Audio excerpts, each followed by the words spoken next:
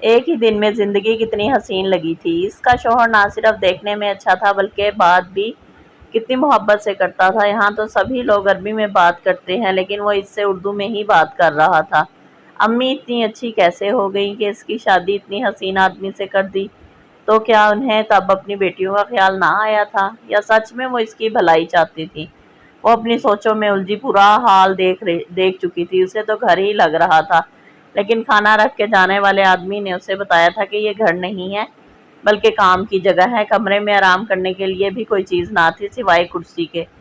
وہ اسے جس کمرے میں چھوڑ کر گیا تھا وہیں بیٹھ گئی۔ آگے پیچھے جانے کا تو سوال ہی پیدا نہیں ہوتا تھا۔ اگر وہ اپنے شوہر کی مرضی کے خلاف کوئی کام کرتی اور وہ اس سے روٹھ جاتا تو ابھی تو وہ ٹھیک سے جانتی بھی نہیں تھی کیسے مناتی وہ اسے۔ اس نے کہا تم کھانا کھا کر یہیں آرام کرو، واپس آ کے بات کریں گے۔ میں کیا بات کروں گی ان سے؟ وہ شرماتی گھبراتی بیٹھ کے سوچتی رہی۔ کیا پہلے بھی بے وقوفوں کی طرح بولنا شروع ہوگی؟ اب نہیں بولوں گی، ایسے سوچ سمجھ کر بات کروں گی، وہ یہ نہ سمجھے کہ میں پاگل ہوں۔ میں آپ کی کچھ مدد کر دوں؟ اس نے یہاں ایک چیز جو بہت زیادہ نوٹ کی وہ یہ تھی کہ ایک آدمی حال صاف کرنے کی چیزیں لے کے کھڑا تھا اور ہر 5-10 منٹ کے بعد صفائی کرنا شروع کر دیتا، جبکہ روح کو تو حال بہت صاف ستھرا لگ رہا تھا۔ شاید ایسے آدمی کی محنت کا کمال تھا۔ نو میم، ہم کر لیں گے، آپ آرام کریں۔ آدمی کا لہجہ عربی لیکن بات وہ اردو میں کر رہا تھا۔ یہاں پہ سب لوگ اردو میں بات کرتے ہیں؟ اس سے رہا نہ گیا تو پوچھنے لگی۔ جی میم، یہاں سبھی لوگ اردو میں بات کرتے ہیں، جس کو اردو نہیں آتی وہ سیکھ لیتا ہے، جیسے میں نے سیکھی۔ ڈیول اپنے سارے کام اردو میں کرواتے ہیں تاکہ مخالف پارٹی ہمیں نہ سمجھ سکے۔ سامنے کھڑے آدمی نے اسے تفصیل سے سمجھایا۔ شاید اسے ابھی تک یہ بات پتہ نہیں تھی کہ وہ معصومہ نہیں بلکہ کوئی اور ہے۔ حسن تم جاؤ، میں ان سے بات کرتی ہوں۔ روح نے مڑ کر دیکھا تو صبح دروازے والی لڑکی کھڑی تھی، لیکن اس کے کپڑے کچھ اور تھے۔ اسے دیکھ کر ذرا مسکرائی اور اشارے سے اسے اندر کمرے میں بلایا۔ روح بھی اس کے پیچھے چل دی۔ نام کیا ہے تمہارا؟ اس نے مسکرا کر پوچھا تو روح بھی ذرا سا مسکرائی۔ روح نور، میں لیلا ہوں، یہاں کام کرتی ہوں۔ تمہارا نکاح کیسے ہوا؟ میرا مطلب ہے تم اپنے شوہر کو پہچان نہیں پائی؟ لیلا کو اس لڑکی کے بارے میں پوچھنے کے لیے کہا گیا تھا، سو وہ نور نارملی اپنے کام میں لگ گئی۔ یارم نے اس پر سختی کرنے سے منع کیا تھا کیونکہ اس کا ارادہ اس لڑکی کو صحیح سلامت اس کے گھر تک پہنچانا تھا۔ جی وہ دراصل فون پر نکاح ہوا تھا، میں نے دیکھا نہیں ان کو، اس لیے پہچان نہیں پائی۔ مطلب تم نے اس کی تصویر بھی نہیں دیکھی تھی؟ پہلے لڑکی سے پوچھا جاتا ہے تم شادی کرنے کے لیے تیار ہو، تصویر دکھائی جاتی ہے، بات وغیرہ ہوتی ہے، فون پر نہیں۔ ایسا کچھ نہیں ہوا تھا، مجھے تو نکاح سے ایک دن پہلے پتا چلا تھا کہ میرا نکاح ہے، روح نے مسکراتے ہوئے بتایا، جیسے اپنا ہی مذاق بنا رہی ہو۔ او اچھا، یعنی ارینج میرج ہے؟ لیلا نے اس کے احساس کمتری دور کرنے کی کوشش کی۔ جی وہ بس اتنا ہی بولی۔ اوکے، مجھے تمہارا پاسپورٹ اور آئی ڈی کارڈ مل سکتا ہے؟ لیلا مطلب کی بات پر آ چکی تھی۔ جی میں دیتی ہوں، لیکن وہ اصل نہیں ہے، یہ تو آپ جانتی ہی ہوں گی۔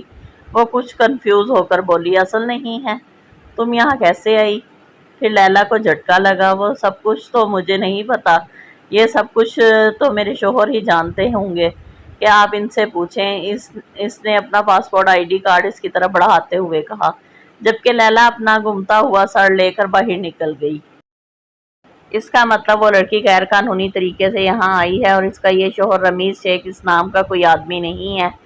یہ اس شہر میں، اور میں نے ایئرپورٹ سے بھی پتہ کیا ہے، اس نام کی کوئی بھی لڑکی دبئی آئی ہی نہیں اور نہ اسے لینے کوئی ایئرپورٹ آیا تھا، ورنہ انتظامیہ میں کوئی رپورٹ درج ہوتی۔ آئی ڈی کارڈ پر کیا نام لکھا ہے اور پاسپورٹ کہاں ہے اس لڑکی کا؟ لیلا خضر نے پوچھا۔ ہاں میں نے لے لیا تھا، یہ ہے، میں نے ہاتھ میں پکڑا پاسپورٹ اور آئی ڈی کارڈ اس کے حوالے کیا، جس پر تصویر تو اسی کی لگی تھی لیکن نام کسی اور کا درج تھا۔ مجھے تو یہ کوئی گیم لگ رہا ہے، شارف نے کہا، جو ابھی کچھ دیر پہلے ہی جیل سے چھوٹ کر آیا تھا۔ گیم تو ہے یہ، لیکن ہمارے ساتھ نہیں، اس لڑکی کے ساتھ۔ اس لڑکی کے گھر والوں کے بارے میں پتہ کراؤ، اس گیم میں اس کے گھر والے بھی شامل ہیں، اس نے تحمل سے سمجھاتے ہوئے کہا۔ مطلب تمہیں لگتا ہے کہ اس لڑکی کے گھر والوں نے ہی اسے یہاں بھیجا ہے؟ خضر نے بات میں حصہ لیا۔ مجھے تو ایسا ہی لگ رہا ہے۔ خیر لیلا، آج کی رات اسے اپنے ساتھ لے جاؤ، اس نے لیلا کو مخاطب کرتے ہوئے کہا۔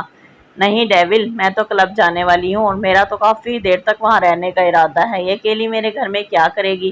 اور اسے دیکھ کر لگتا نہیں کہ یہ میرے ساتھ کلب آنا چاہے گی، لیلا نے پریشانی سے کہا، جو بہن جی ٹائپ کو اپنے ساتھ کلب تو نہیں لے جا سکتی تھی۔ میرے ساتھ بھیج دو، شارپ نے ذرا شرارتی مگر کم آواز میں کہا، جس پر خضر نے اسے گھور کر دیکھا۔ یقیناً ڈیول نے نہیں سنا تھا، اگر سن لیتا تو اس کا قورمہ بنا دیتا۔ معصومہ کا کیا انتظام کیا ہے آج کی رات؟ ڈیول نے پوچھا۔ نئی لڑکی ہے، اس طرح اسے چھوڑ تو نہیں سکتے، اس لیے میں نے گودام میں اس کا انتظام کروایا تھا۔ اس کے بابا بھی وہیں رہتے تھے، اس کا کہنا ہے کہ جہاں اس کے بابا رہتے تھے یہ وہیں رہنا چاہتی ہے، خضر نے تفصیل سے بتایا۔ وہاں پر بھی اس لڑکی کو نہیں رکھ سکتے، وہاں اسلحہ ہے، اسلحہ دیکھ کر کہیں کچھ گڑبڑ ہی نہ ہو جائے، لیلا نے کہا۔ اور کسی ہوٹل میں بھی نہیں رکھ سکتے، اگر پولیس کو شک ہو گیا تو مزید مصیبت، شارپ نے کہا۔ ٹھیک ہے، یہ میرے ساتھ رہے گی، ڈیول نے کچھ سوچتے ہوئے تینوں کے سر میں دھماکہ کیا۔ تمہارے ساتھ کیوں رہے گی وہ؟ لیلا نے اپنا غصہ دباتے ہوئے کہا۔ لیلا، میں تمہیں آگے جواب دے نہیں ہوں، یہ بات آخری بار بتا رہا ہوں، ایسا لگتا ہے کہ میں اس کا شوہر ہے، اگر میرے ہوتے ہوئے وہ کہیں بھی اور گئی تو مزید مسئلہ بن جائے گا۔ میں گناہگار بندہ ہوں، اس لڑکی کے ساتھ کچھ بھی برا نہیں کر سکتا، اس کی مدد نہ کر کے مزید گناہگار نہیں ہو سکتا۔ اسے صحیح سلامت اس کے گھر پہنچاؤں گا، تب تک اس لڑکی کو پتہ نہیں چلنا چاہیے کہ ہم کیا کرتے ہیں اور کون ہیں۔ نارمل انسانوں کی طرح اس کے ساتھ رہو، خاص کر تم، اس نے لیلا کو گھورتے ہوئے کہا۔ لیکن وہ تمہیں اپنا ہسبینڈ سمجھتی ہے ڈیول، اس نے ہسبینڈ پر زور دیتے ہوئے کہا۔ ہاں، لیکن میں اس سے اپنی بیوی نہیں سمجھوں گا، میری نظر میں وہ کسی اور کی بیوی ہے، اور ہم تب تک اس کی غلط فہمی دور نہیں کر سکتے جب تک وہ یہاں سے چلی نہیں جاتی۔ اگر کسی کو پتہ چل گیا کہ یہاں کوئی انجان لڑکی ہمارے ساتھ ہے، سب سے پہلے انسپیکٹر سارم الرٹ ہوگا، وہ تو پہلے ہی ہمارے پیچھے پڑا ہے، صرف ایک موقع کی تلاش میں ہے، وہ صرف ایک، وہ بھی تم میں سے کسی کی نہیں بلکہ میری ایک غلطی پر نظر رکھے ہوئے ہے، اور میں اسے موقع نہیں دے سکتا۔ اور اگر کسی لڑکی کو پتہ چل گیا کہ ہم کون ہیں تو سب سے پہلے یہ پولیس میں جائے گی۔ مجھے سمجھ نہیں آتا انسپیکٹر سارم تمہارے پیچھے کیوں پڑا ہے، ہم سب بھی تو ہیں۔ میں کتنی بار اس کا دھیان تمہارے اوپر سے ہٹا کے اپنی طرف دلانے کی کوشش کی، لیکن پھر سے وہ تمہارے خلاف ثبوت اکٹھے کرنے لگتا ہے۔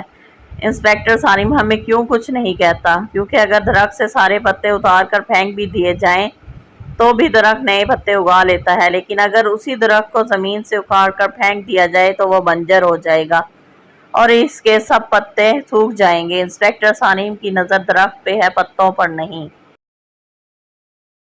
وہ صبح 10 بجے سے لے کر ابھی تک اسی کمرے میں بیٹھی تھی۔ وہ سفر کی وجہ سے اتنی تھکی ہوئی تھی لیکن پھر بھی یہاں پر کوئی آرام کرنے کے لیے جگہ نہ تھی، اسے آرام کرنے کی عادت بھی نہ تھی، سارا دن تو وہ کسی نہ کسی کام پر لگی رہتی اور اب بھی کمرے میں گھوم رہی تھی۔ جیسے آہستہ سے دروازہ کھٹکا کے وہ اندر آیا، گھر چلیں لہجے میں اب بھی وہی نرماہٹ تھی۔ وہ مسکرائی، جی چلیں۔ اس نے صبح سے ہی وہ برقع پہن رکھا تھا۔ وہ اپنا سامان اٹھانے لگی تو یارم نے اسے منع کر دیا، تم رہنے دو، میرا آدمی لے آئے گا۔ اسے چلنے کا اشارہ کر کے وہ آگے چل دیا، وہ بھی جلدی سے اس کے پیچھے آئی۔ وہاں کھڑا آدمی نے اس کے لیے گاڑی کا دروازہ کھولا۔ ٹی وی ڈراموں میں اس طرح سے نوکروں کو دروازہ کھولتے دیکھتی تھی، آج اپنے لیے ایسی خاطر تواضع دیکھ کر اس کی ہنسی نکل گئی، پھر دھیرے سے تھینک یو بول دیا۔ گاڑی میں ان دونوں میں کوئی بات نہ ہوئی۔ پھر ایک جگہ یارم نے گاڑی روکی اور گاڑی سے نکل کر نہ جانے کہاں چلا گیا، آگے پیچھے نظر دوڑاتی۔ جب روح کی نظر سڑک پر گئی، اس نے جب چھوٹے چھوٹے بچوں کو سڑک پر لیٹے ہوئے دیکھا تو سوچنے لگی، یا اللہ، یہ سب ضرور میری طرح یتیم ہوں گے۔ بچوں کی بے بسی دیکھا اس نے اپنا بچپن یاد آنے لگا۔ اسے پتہ بھی نہ چلا کہ کب یارم گاڑی میں آ کر بیٹھا اور گاڑی سٹارٹ ہو گئی۔ خاموشی طویل تھی۔ لگتا ہے ہوا بدلنے کی جگہ سے تمہاری طبیعت خراب ہو رہی ہے، کب سے؟ اس کی سوں سوں کی آواز سنتا بولا۔ نہیں، میں تو بالکل ٹھیک ہوں، اس نے روندی ہوئی آواز میں کہا۔ او اچھا، تم رو رہی ہو، یارم نے اب اس کے چہرے کو دیکھتے ہوئے کہا۔ کیوں رو رہی ہو تم؟ یارم خود بھی سمجھ نہ پایا کہ یہ سوال اس نے کیوں پوچھا ہے، شاید اس نے اس طرح سے کسی کو کبھی روتے ہوئے نہیں دیکھا تھا۔ وہاں چھوٹے بچے، اس نے بات ادھوری چھوڑ دی۔ کیا پاکستان میں بیکاری نہیں ہے؟ اس نے آرام سے پوچھا۔ لیکن سڑک پہ نہیں سوتے۔ وہ اس سے یہ نہیں کہہ پائی کہ وہ کبھی گھر سے باہر نکل کر سڑکوں پر ایسے سوتے کسی بھکاری کو دیکھ نہ پائی۔ خاموشی ایک بار پھر سے چھا گئی۔ गाड़ी एक बिल्डिंग के करीब आकर रुकी। यहाँ से अंदर चली जाओ, ये चाबी पकड़ो, फ्लैट नंबर 8, और ये खाना भी ले जाओ, मैं गाड़ी पार करके आता हूँ, यारम ने उसे चाबी और खाना पकड़ाते हुए कहा। वो फौरन गाड़ी से बाहर निकल गई, लेकिन अंदर गई बल्कि वहीं खड़ी होकर उसका इंतजार करने लगी। वो इसे ये कैसे कहती कि उसे अकेले जाने में डर लगता है, क्या सोचेंगे वो कि ये हर चीज से डरती है, इसीलिए वहीं रोककर उसका इंतजार करने लगी। तकरीबन 4-5 मिनट में वो इसके साथ आकर रुका। वो मैं आपका इंतजार कर रही थी, इसने पूछा नहीं, लेकिन फिर भी रूह बताने लगी। ठीक है चलो, इसके हाथ से चाबी लेकर वो आगे की तरफ चलने लगा। एक नया सफर था इसके लिए, वो इसकी कदम से कदम मिलाकर चलने लगी थी। इसने लिफ्ट का बटन प्रेस किया, लिफ्ट ने इन्हें इनकी मंजिल तक पहुंचाया। वो इसकी हर हरकत को गौर से देख रही थी। इसके चेहरे को देखकर बार बार एक अजीब सी शर्म उसे आ घेरती थी। कभी वो शर्माते हुए अपनी उंगलियां चटकती, कभी आने वाली जिंदगी का सोचकर मुस्कुराती, लेकिन वो सब कुछ जानते हुए भी अनजान बना रहा। उसने आकर फ्लैट का दरवाजा खोला। फ्लैट बहुत बुरा ना था। दरवाजे पर रुककर एक ही नजर में उसने सारा फ्लैट देख लिया। 2 बेडरूम, एक किचन, बाथरूम का दरवाजा कहीं नहीं था, जरूर बेडरूम के साथ थे, लेकिन फ्लैट बिल्कुल साफ सुथरा था। तुम यहाँ बैठो, मैं खाना निकाल के लाता हूँ, उसने इसे बैठने का इशारा किया। आप क्यों करेंगे, मैं करती हूँ ना, ये तो औरतों के काम है। इसने जल्दी से इसके हाथ से खाने के शापर लिए और ओपन किचन की तरफ आ गई। यारम कुछ नहीं बोला, क्योंकि वो किसी भी तरह इससे शक में नहीं डाल सकता था। जबकि उसकी नजरें किचन की तरफ थी। पूरे घर की तरह ये भी साफ सुथरा था। उसका मतलब था कि इसका शौहर सफाई पसंद है। रूह ने अच्छी बीवियों की तरह जल्दी से ये बात अपने दिमाग में बिठा ली। फिर खाना बर्तनों में निकाल के लाई। दोनों ने आराम से खाना खाया। ना जाने इस डिश का क्या नाम था, मगर थी बहुत मजे की। वो ये तो नहीं जानती थी कैसे क्या पसंद है और क्या नहीं, लेकिन फिर भी वो अपनी तरफ से ऐसी चीज लेके आया था जिसे वो सुकून से खा ले। वो ऐसा ही हुआ था। उसने सुकून से खाया। फिर बर्तन ना सिर्फ वहां से उठा के ले गई, बल्कि अच्छे से धोकर वापस उसी जगह पर रख कर बाहर आई। आप चाय पीते हैं? यारम खाना खाकर आराम से आंखें बंद करके सोफे से टेक लगाकर बैठा था।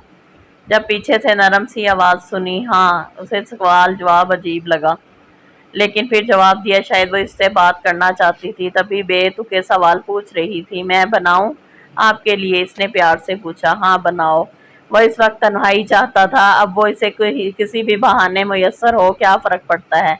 लेकिन इसकी बातें सुनकर वो खुशी से उठी और चाय बनाने चली गई। फिर आगे 5 मिनट बाद वो चाय के साथ हाजिर थी। वो वैसे भी रात को चाय पीने का आदी था, लेकिन हमेशा वो खुद बनाता था। आज पहली बार किसी दूसरे के हाथ की चाय पीने जा रहा था।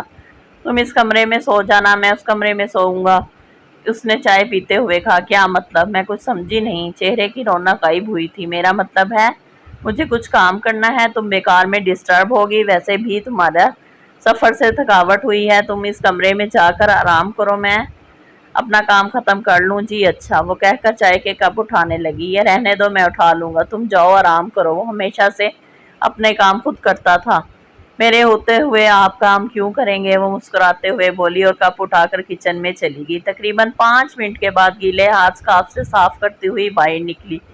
उसने अपना बुर्का अब तक ना उतारा था। एक बात कहूँ आपसे? कमरे में जाती हुई वापस पलटी। कहो।